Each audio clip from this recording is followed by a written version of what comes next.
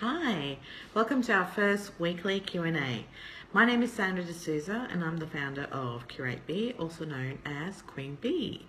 So we do have our first question for this week, and the whole point is that you guys submit your questions on Facebook, and what I'll do is I will answer them as honestly and as knowledgeable as I can. So, first question that we got for this week, or the question for the week, is why do I need an online profile? So, this is a very important question. I do get asked this a lot, probably not in those words, but certainly the older audience in particular, or the mature audience like myself, wonder why is it that we need to have an online profile? Firstly, it is the most cost-effective way of trying to present yourself to a wider audience, rather than you having to travel to many places and to showcase your expertise or your knowledge. The social media platform really does help you to get there. And when I mean online, there's certainly a greater range of things that you can do other than social media, but I'm just going to focus on social media just for now for this quick video.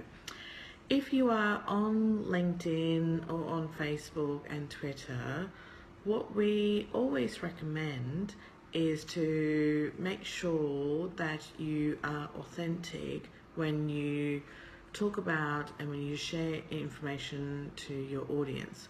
So what I mean by that is that you are who you are. You don't want people to find a different side of you. And if knowing that you have an amazing personality, an amazing knowledge source that you could share, you should really be who you are online as well as offline. So what I mean by that is that share the type of content that you would like to share with others as if you're talking to them. You can do this with blogs, and you can do this with your newsletter or with sharing articles that you see, and then you see articles that you may have read them and thought, wow, that's a great idea, and you add some comments to it.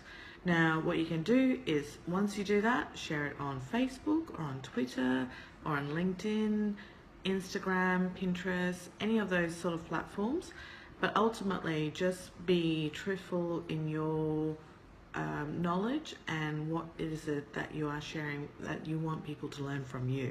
And that's the ultimate thing, is that is what people can learn from you.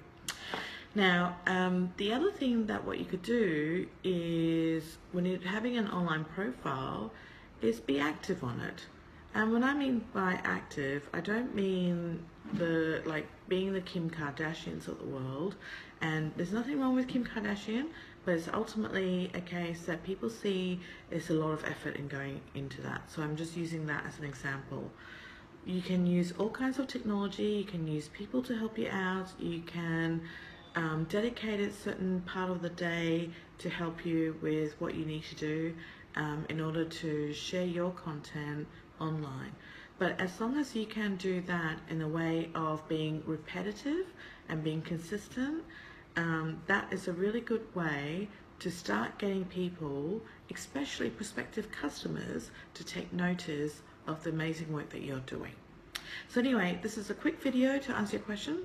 I hope that answers your question. If not, please submit another question and I'll be happy to answer the next one. All right, talk to you later. See you next week.